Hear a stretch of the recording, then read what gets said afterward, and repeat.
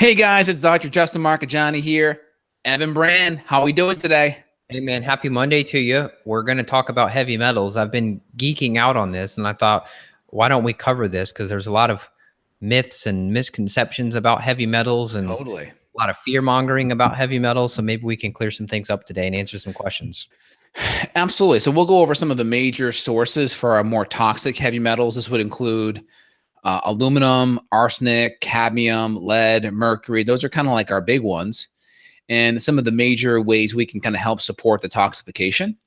And, we talked about the vectors. We'll talk about the detoxification. A lot of the unspoken things is actually good digestion, right? A lot of metals are removed via our hepatobiliary system, which is our liver and gallbladder dumping out into our gut as well. So we need healthy digestion, healthy gut function to be able to eliminate metals as well. So a lot of people just think, hey, let's do this fancy chelating program or this IV of this or that. But having good digestion can actually help. We eliminate a lot of our toxins out our stool better. We have healthier transit time. We have less leaky gut. So there's less of these metals get reabsorbed into our body and create, ideally less immune issues when our gut's healthier. Yeah, one thing that we test for, we run a stool test on every new client. And one thing we look for is a marker called beta glucuronidase, which is an enzyme that goes elevated, usually in the presence of bacterial overgrowth or some other type of gut issue. And what it indicates, if it's elevated, is that the person is reabsorbing toxins. So this would include heavy metals, meaning if you buy some fancy detox tea or a detox protocol, but you have elevated beta glucuronidase because you have a gut infection, or like Justin said, your gut's not working properly, you're recirculating all of this stuff. And if you're not pooping on a daily basis, preferably twice a day, but at least once a day, if you're not doing that, it doesn't matter how perfect your heavy metal detox protocol is. You've got to fix these big foundational pieces first before a detox will work. 100%. And then just another simple aspect is the solution to pollution is dilution. Drink enough good quality water and good healthy minerals, whether it's from sea salt or a trace mineral support supplement. That's going to be helpful as well, just to kind of keep your body, keep flushing things out. And I sip on water all day. I mean, some people argue like you could just chug water, but I don't know. I don't think you're going to get the same benefit as just constantly sipping on it. Do you have any thoughts on it? I mean, I think it depends. I mean, you're going to absorb it. If you're drinking a whole bunch of cold water before a meal or whatever, that cold water is going to sit in your stomach a lot longer and get heated up to your body temperature. Because if it's, dropping 50 or 60 degree water into your intestinal tract, that's really cold. That may disrupt your digestion. So it'll just sit in your stomach for a while till it gets to room temperature. So I think if it's more room temperature kind of stuff, you could probably go faster. If it's colder, you probably want to sip it more. Yep. Let's talk about some of the sources of heavy metals. People may hear the topic of heavy metals and think that it's some like nuance that doesn't apply to them because they eat organic and they live somewhere where they think it's not an issue. But literally every single person on planet Earth has heavy metals. We're even seeing in some of the whale blubber samples taken from the Arctic that there's PCBs and dioxins and heavy metals and other chemicals, even in untouched places of the planet where mankind has never stepped foot. So let's go through some of this together. Yeah, let's start with what I consider the more toxic heavy metals. So aluminum's one, for instance. So aluminum is actually still common in vaccinations. You'll see it on the ingredients label as aluminum hydroxide. So that's still there for sure. You're going to see it in some antiperspirants and various deodorants. Aluminum cookware, utensils, aluminum foil is very common as well. Aluminum cans as well. I mean, I still drink out of some aluminum cans just because when I go on my boat or whatever, you can't quite bring a nice glass bottle because it may break and go in the water. So it's kind of a dose dependency thing. So just do your best if you're going to drink out of aluminum cans because they are convenient. If you're drinking a sparkling mineral water, it's nice. You don't have to worry about it breaking or cracking. Just try to follow the 80-20 rule on that. We talked about deodorants. We talked about toothpaste, another big one. Toothpaste, sugar, refined sugar. You can get some aluminum in that as well. Various medications have it as well. Anything else you want to highlight there? I mean, there's a lot of different places you can get it. Pesticides, medications, deodorants, ceramics. I'm just trying to think of the big ones. Aspirin. So I've got a paper pulled up here that was from the American Journal of Epidemiology 2009, and it's called Aluminum and Silica in Drinking Water and the Risk of Alzheimer's Disease or Cognitive Decline. And it was like a 15-year study. And what they were saying is just based on doing tap water, just everyday tap water exposure, they were looking at these people in southern France and it was almost 2,000 people that were studied. And of course, what they find is aluminum intake significantly associated with increased risk of dementia.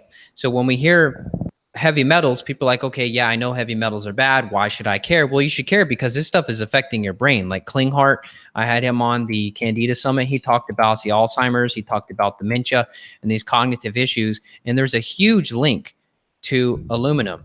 So this is a big deal, and it's not something that you want to ignore. So I put the link, Justin, for you in the chat box, and then we may be able to share it later on with the listeners. Absolutely. So I think the big kind of take home for the aluminum is, number one, your vaccinations are going to be a big vector. The antiperspirants, the aluminum foil, the aluminum cookware, pesticides, chemicals, conventional type of toothpaste. Those are, I think, the big ones. Anything you wanted to highlight there? Let's move on to cadmium, because we see cadmium a lot. We know that it does come from car exhaust fumes, and there are different ways that you can measure heavy metals. So maybe we'll talk about that in a minute. But I would say car exhaust is huge, a big source. I've also looked at a couple of papers where they studied people who lived close to a highway, or get this, even more interesting, people who live close to a stop sign or a stop light. Oh, really? Think of the car as it's driving by. It's probably not as big of a deal, but a car using its brake pads to stop at a stoplight or stop at a stop sign, that brake dust creates more toxic off-gassing into those houses that live closer. So they literally, on the same street, studied the levels of metals in a person on the street where they just have people pass by, and then they studied the people closer to the stop sign. The people closer to the stop sign had more heavy metal exposure just from the brake pads. And what was that study, Evan? Let me see if I can pull it up. It was on PubMed, one of my random search days. Let me see if I can find it though. That's crazy. Well, while you're looking for other major sources, cadmium, you can commonly get it in cigarettes and potentially marijuana, ceramics, burning coal, instant coffee. It can be found in amalgam fillings, pipes, fungicides, or pesticides. You're also going to see it in some paints. You're going to see it in some oil. You're going to see it in various smeltering or kind of like soldering of canned foods. Also, our cadmiums also, I said cigarettes, and that can also be a big effector of the prostate. I've seen some studies talking about cadmium driving inflammation in the prostate as well. Here's one of the papers. So this one is, it's titled, this was in 2012 International Journal of Environmental Public Health, and it's titled Influence of Traffic Activity on Heavy Metal Concentrations of Roadside Farmland Soil. And basically this one was different than the city one. This one was in the country, and they were checking the soil, and they found that on certain roads that had a farm right next to the road, that they found significantly higher lead. Let me see what else here. I know lead was the big one, which is weird because maybe certain countries are still using lead in gasoline, where in the US we've mainly got rid of lead. I put that one in the chat box. I think there is still some lead in certain types of gasoline, not like maybe the conventional one, but I think maybe in certain gasoline in jet fuel, I think there may still be lead in like various jet fuels. Okay. Not quite 100% sure on that. I've seen some research showing that jet fuel is a source of lead, so I have to imagine there's still got to be some in there. Yeah, I just put another link in your Skype chat or your Google chat. People can't see it, but it's for you, and maybe you could post it in the YouTube. But it was this was a LA Times article about freeway pollution and how far that it travels. And what they found, this paper that they're referencing here, they found that the traffic pollution drifts more than a mile from the freeway. Interesting. Yeah, I know right now in Austin, we have this issue with sub-Saharan African dust. So it's this weird kind of thing. You can Google it, but you have this dust from like this kind of African area that's like over Austin right now and parts of central Texas. And there's a lot of allergens in it. So people's allergies right now are really kind of in full effect because of this African dust. You're saying this is literally coming from Africa and blowing around the planet? Yeah, literally. Holy smokes. Yeah, exactly. So it's one of those things. We got to do our best to really create a healthy home environment. Yeah. So this, sorry to interrupt you. This, it was UCLA who did this specific study in California. And what they found is that in the nighttime, the winds changed. And so it was going over a mile drift from the highway. During the daytime, they said that the drift didn't change as much. But basically, they're measuring ultrafine particles, hydrocarbons, nitric oxide, and other pollutants that come from the car exhaust. So, I mean, really, we could talk about all of the detox protocols and such, but why not talk about you could just move? I mean, if you live right next to a highway, that's probably not a good idea. So when you mentioned cadmium, or we talk about aluminum or arsenic, okay, you could stay on a detox protocol, but if you're close to the source, you're just going to keep getting reinfected, kind of like with gut bugs. Like if you're drinking contaminated water with giardia, you could treat giardia and you're going to end up with giardia again. Yeah, I mean, it's going to really depend, right? If you want to be living in the city, or if you have to work in a major hub like New York City or something, that's a sacrifice you're going to have to make. You're going to have to invest more on making sure water's on board, being on more detoxification support, whether it's various binders, whether it's activated charcoal or chlorella or glutathione precursors, or like kind of liver tonifying support. You may have to frequent an infrared sauna more to help your body kind of sweat some of these things out. You may have to invest in a really good air filtration device for your house or your apartment to kind of filter some of these things out. I have one by Advanced Air that I like that works really good at justinhealth.com/shop. That's good. I like it. It's really affordable. There's some more expensive ones, one called Molecule, where there's a C in molecule, there's a K, so Molecule with a K. That's a good one. It's a little more pricey though. So find a really good air filtration device that you can put in your house or in your apartment to help at least combat some of these things. Make sure water and diet's good. And you may want to look at detoxification support a little bit more frequently, and then find a place where you can frequent an infrared sauna maybe once a week to help with that extra sweat. There's major infertility issues linked to heavy metals too. So, Justin's already mentioned some symptoms. We talked about the Alzheimer's connection. There's fatigue. There's gut symptoms that can happen. There's sleep issues that can happen. But if you just go on PubMed on your own, you could just type in heavy metals fertility, and you'll find that there's miscarriages and other sorts of ovary and pituitary issues that happen from heavy metal exposure. And that some of these studies, what they do is they'll give a woman some type of a chelator. This is not going to be a natural chelator. This is going to be like your typical DMPS type stuff. And then they found that they were able to stop the women from having uterine fibroids, miscarriages, and other hormonal problems. Because they chelated some of the metals down? That's right. Wow. That's this was a long time ago. This was over 20 years ago that this has come out. This was Journal of Toxicology. You just type in heavy metals fertility and people can read about it, but this is real stuff. So it's not just a trendy buzzword to work on metals. Like we all have this. And a lot of these metals, they have a similar mechanism how they irritate or damage people, right? What are they doing? They're affecting the mitochondria. They're jamming up the mitochondria, making it harder to generate energy. So it's like taking a 5 or 4 lane highway into a 1 lane highway. They're jamming it up. Number 2, they're putting stress on your liver and on your detoxification system, right? Of course, if these compounds are flowing around the body, there's more inflammation. More inflammation can mean brain fog. It can mean more leaky gut, right? All of these various things are going to be there. And of course, these metals have an effect at damaging neurological tissue, potentially brain fog, mood issue, cognitive stuff, maybe even increase autoimmune conditions, multiple sclerosis, other dementia-like symptoms. There's some connection with aluminum. There's some connection with aluminum and Alzheimer's and dementia. There's some connection with mercury and other MS, autoimmune neurological conditions. Again, the research on this, it's like you can find one study that says it can and then another study that says it can't.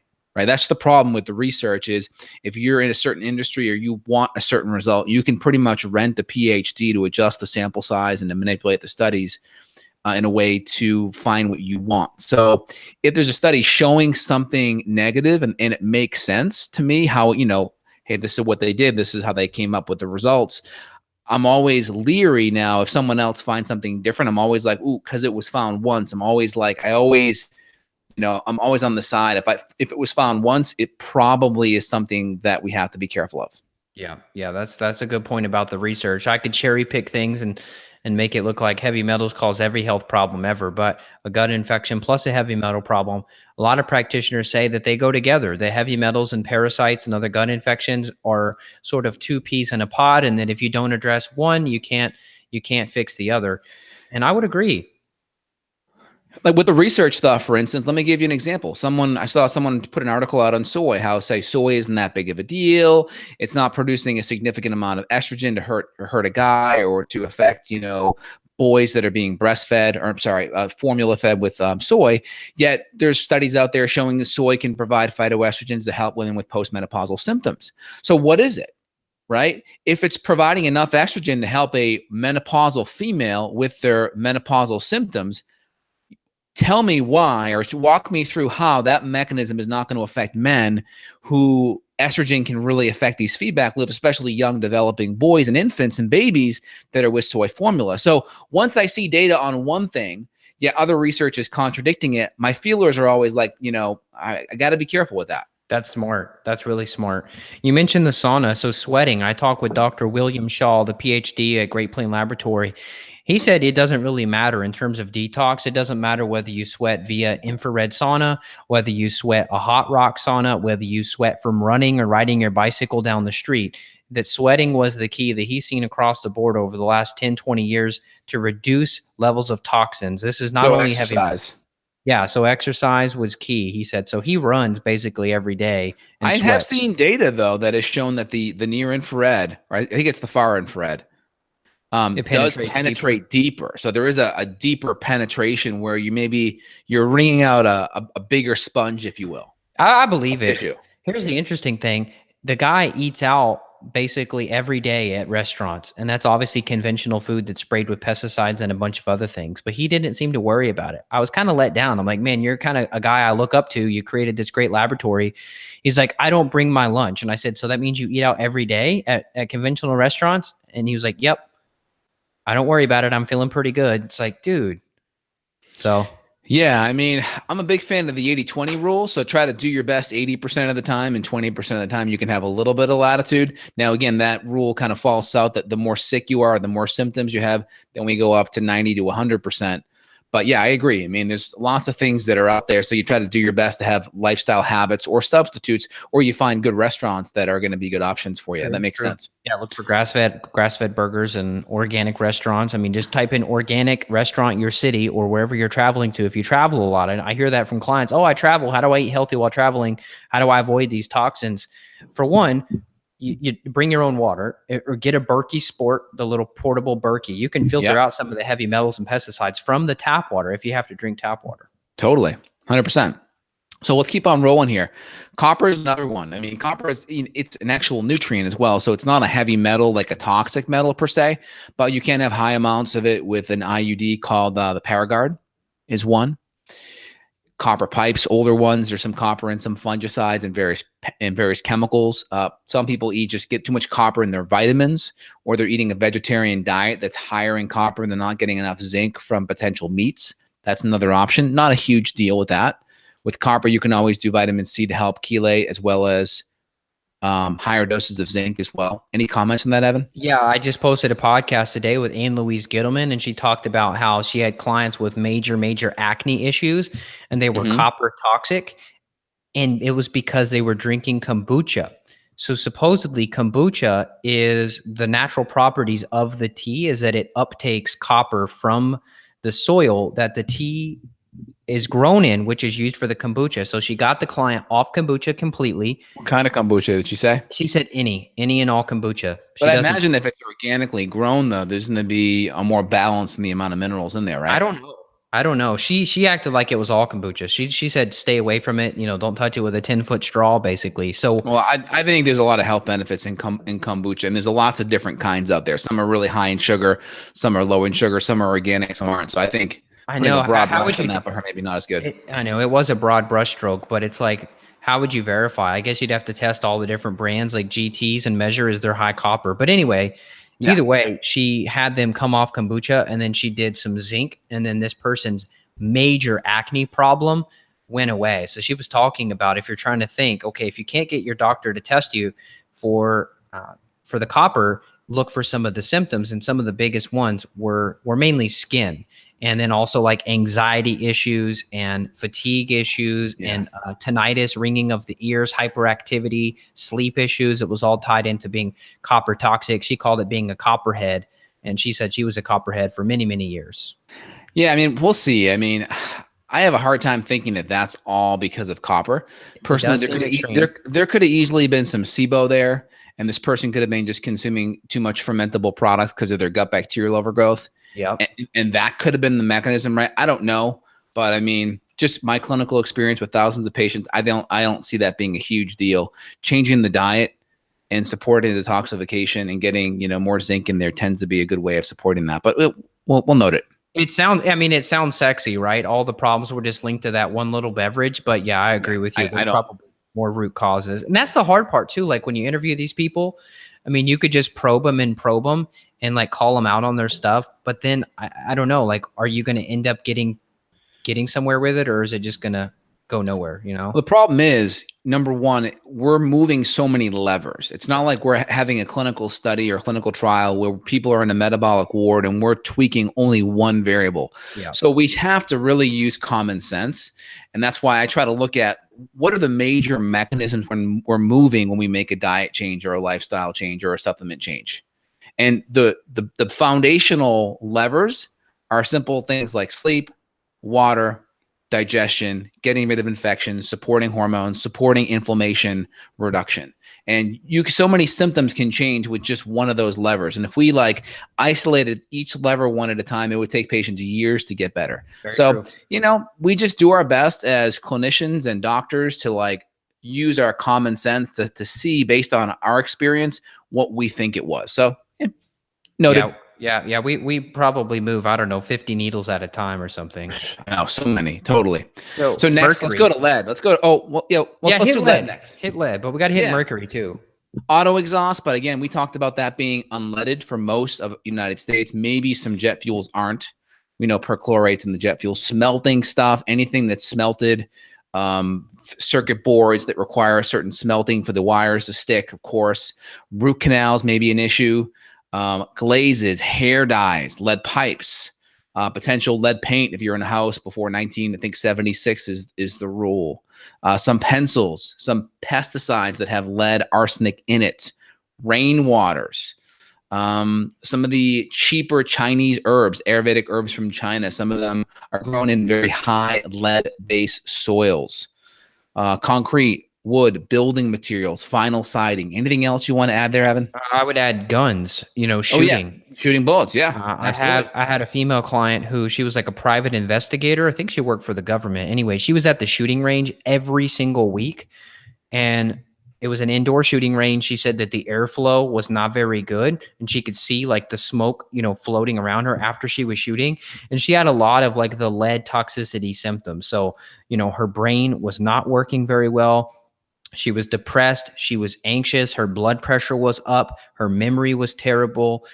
She didn't have any of like the crazy lead stuff like paralysis and numbness and Parkinson's, like some of the major manifestations. She didn't have that, but her sleep was crap and her brain was crap. So we did start giving her just some gentle chlorella-based tinctures, and we did see symptoms get better. However, though, like you said, at the same time, I wasn't doing just that. I was also getting rid of the many, many, many different gut infections that she had. Totally. And I go to the shooting range like once a quarter. Like when my wife was pregnant, like, she just didn't come with me. It was like, all right, you stay away. But typically if we go, it's like, all right, I have a little bit of activated charcoal and glutathione and antioxidants kind of before and after. Kind of clean things up. And I just choose a good range that has good air filtration, like you mentioned. I go to an outdoor range, but then also I use copper bullets. That's good. They don't have it. They're a lot more expensive though. So they are expensive. I just don't shoot as many. Yeah, there you go. That's a good option. So let's hit Mercury next. Anything else you wanted to highlight about lead there, Evan? I mean, it's huge. We could spend a whole hour. We could spend a whole year on lead. It's a big deal. You got to look at all sources, especially your lead pipes. If you live in the old part of a city, look at the Flint water, crisis thing.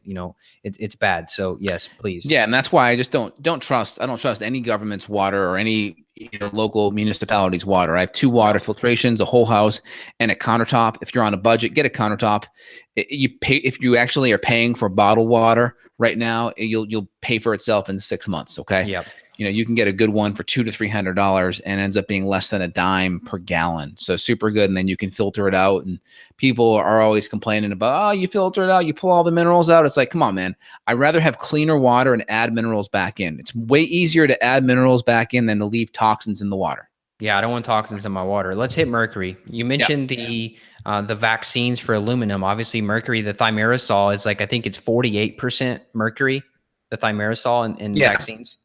Yeah. It's going to be in primarily your flu vaccine now. They pulled some out, but they replaced a lot of the ones that had thimerosal in it with the aluminum hydroxide. Oh, So it's only in that one. There may be one version of DTP and one version of the MMR potentially. There was right now the primary one is just the flu vaccine. okay. So you Okay. think mercury's pretty much out of vaccines then? Yeah. Now there is some mercury that's used in the processing of the vaccination, like not in the actual ingredients. Okay. And if you go look on the John Hopkins ingredient label for vaccine safety, there'll be a little like kind of star at the bottom of that, and it will say like, oh, like mercury that's used in the processing is not like counted if it's less than 0.005 like per liter or like ppm or whatever. So there is some people that say there is still some mercury. It's just not in the actual vaccine. It's used in the processing of it, and it's still at a reasonably high level. So you have to take that with a grain of salt. Yeah, I would say particularly people that could pay more, that should pay more attention to this would be like military people, where they travel to certain countries and they have to go and get like 20 or 30 different vaccines to go to Afghanistan, for example. I mean, how do you mitigate that? Like you said, you've just got to do a lot of your good detox support and binders to try to mitigate the risk of vaccines if you're forced to do that for your job and you can't Yeah. opt out. Yeah, and there's some research on that. Like if you watch the documentary Trace Amounts, they go over some of that with the mercury.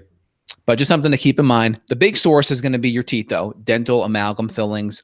They're typically referred to as silver amalgam fillings.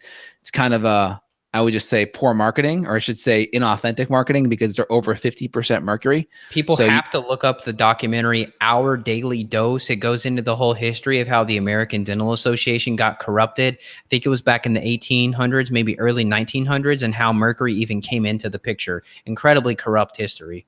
what's it called again?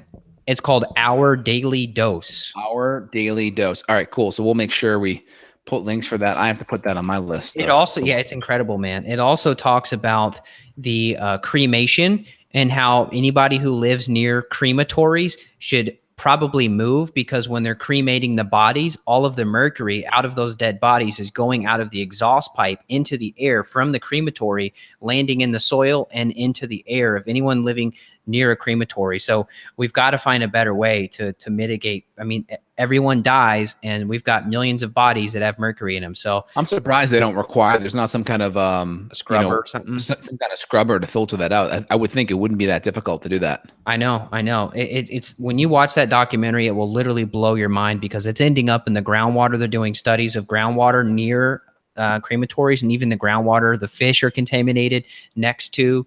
I guess we can mention fish in the ocean, but for this specific topic, I meant fish in any freshwater near crematories is a big deal. Wow. Well, good to know. But your dental amalgam fillings will be the biggest, and of course, things like that are excellent to know about. Vaccinations with the flu for sure is going to be a big one. Some various pesticides and chemicals will still have some of these things in there. Again, we have a list we're going off of, so I can't give you specific products. And again, if you're buying things from certain countries that don't have the higher environmental regulations, like some of the places in China may have a higher level of mercury still in the paint or lead in the paint, or, so you got to be careful of where you're getting things. But again, I can give you a whole list: fertilizers, laxatives, lumbers, paints, exhaust fumes, embalming fluid. So embalming fluid makes a lot of, I shouldn't say embalming. Embalming fluid, that's like basically antifreeze, I think. They use formaldehyde in Formaldehyde. Yeah, formaldehyde. Exactly. It's not Chlorine good. bleach, sludge, sewage disposal, lightning creams, waxes, wood preservatives. I think the big thing people got to be aware of is the flu vaccine component, the heavy metals in your mouth, And the certain fish, the coal tuna. burning. Yeah, some of the tuna, the higher mercury. Skipjack tuna is pretty good.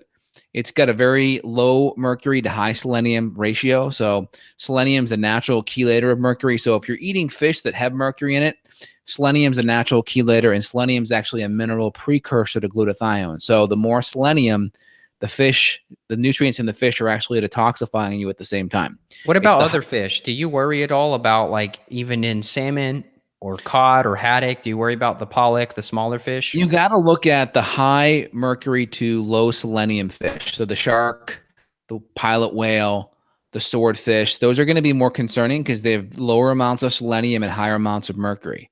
But if you look at the higher selenium and lower mercury fish, skipjack tuna, your salmon, your haddock, your cod. So, I mean, I think 3 to 4 servings a week is fine. There's been some studies showing that when women cut out their fish, right, even during pregnancy time, their kid actually, their baby drops IQ of 7 points because of the healthy fats, the DHA fats in the fish are now reduced out of their diet, which is, those fats are really important for neurological and brain formation. So I think 3 to 4 servings a week is fine. Just choose the higher selenium to mercury ratio fish. Just Google high selenium, low mercury ratio fish, and you'll get a nice little PDF with that in there, so you can at least plan appropriately. I guess you could, if you were extra paranoid, you could do some of the chelators that we've talked about. And I hate to call them chelators. They're technically not that. Mild detoxifiers like your micronized chlorella could help if you're going to consume seafood. Totally. By the way, an MD friend of mine used to give me so much crap because I would used to call them chelators like you just did. And he was like, it's chelators. It's chelators. So I'm gonna pass down that knowledge to you as well. I shouldn't even use the word because it's technically not correct. Technically because the chelator is more something that is like a DMPS or a DMSA or an EDTA, more of a chemical bonder. Yeah, the natural stuff is not a chelator. It's technically just a mild detoxifier. So I'll just ditch the word from my vocabulary. No problem. I'm just giving you a little hard time there.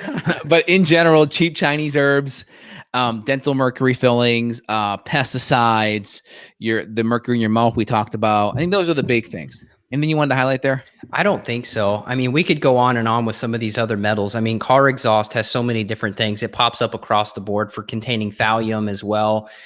We talked about the aluminum. Also, tin could be your tin cans and stuff too. Yes. I think you could freak out and probably make yourself want to live in the bubble pretty quick if you start reading about some of this stuff. But I would just say reduce sourcing.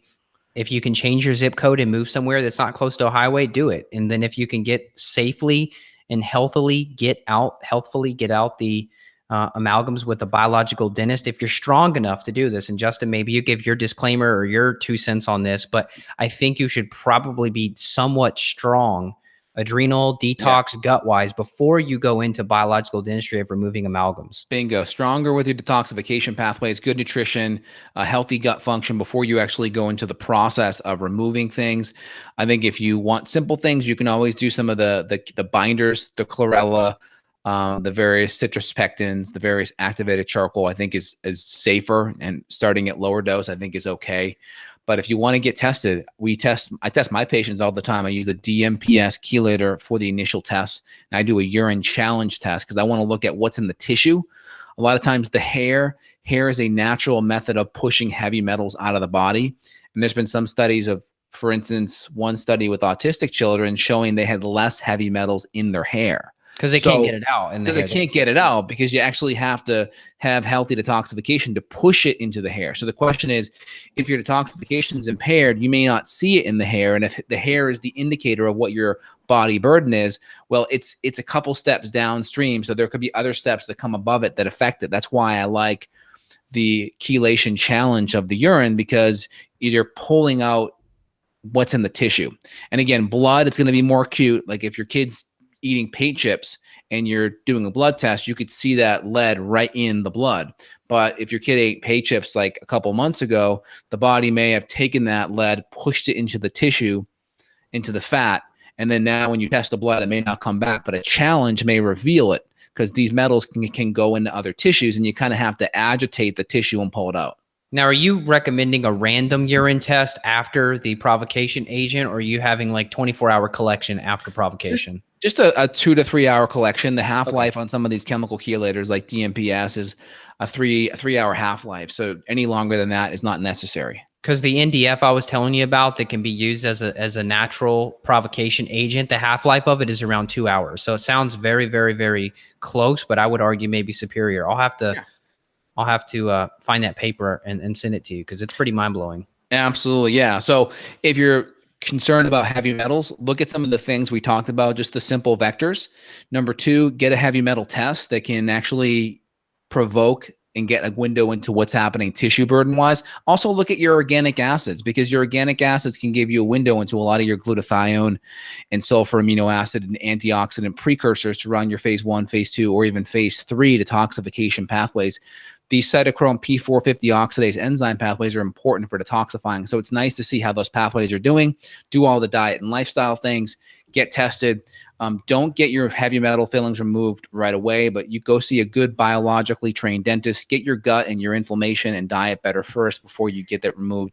And depending on how many you have, you may want to get kind of a protocol lined up with your dentist to maybe remove 25% at a time or 50% at a time, depending on how many you have. Some people that have 20 or 25, you may not want to do more than 5 or 6 at a time. So you got to work that out with your biologically trained dentist. Yeah, and some practitioners, some dentists have protocols they may implement with R-lipoic acid and alpha lipoic acid and some other things. So just we always recommend people look at the let me double check the website. It's the IAMOT. International Association of Oral and Medical Toxicology.org. Yeah, so I'm making sure I'm typing it in right. IAOMT.org. Yep, that's the one. I think that's Dr. Jack Kennedy's site. Yeah, but there's a whole database there, so you can look at someone. Feel free, you guys, look at the video called "The Smoking Tooth."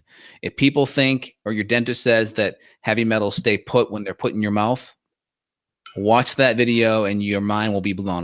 We'll try to get that link put in below so you guys don't have to hunt it down. That video clip is in that Our Daily Dose. They show it's like it's like 2,000 times the safe amount of mercury gets released when they drill it out without any safe procedure. It should be a crime. Insane. 100% insane. But hey, education, we start here. We vote with our dollars, make smart decisions. And if you guys are loving this podcast, give us a thumbs up, give us a share. We appreciate it. We get energized by your comments. We get energized by your feedback. And we're here to empower everyone. And if you want to take that next step and dig in deeper, for Evan's help, evanbrand.com, as well as myself, justinhealth.com. Look forward to being of service. And Evan, you have a phenomenal day. It was great chatting with you. Sounds good. We'll talk to you all next week. Bye-bye. Take care. Bye.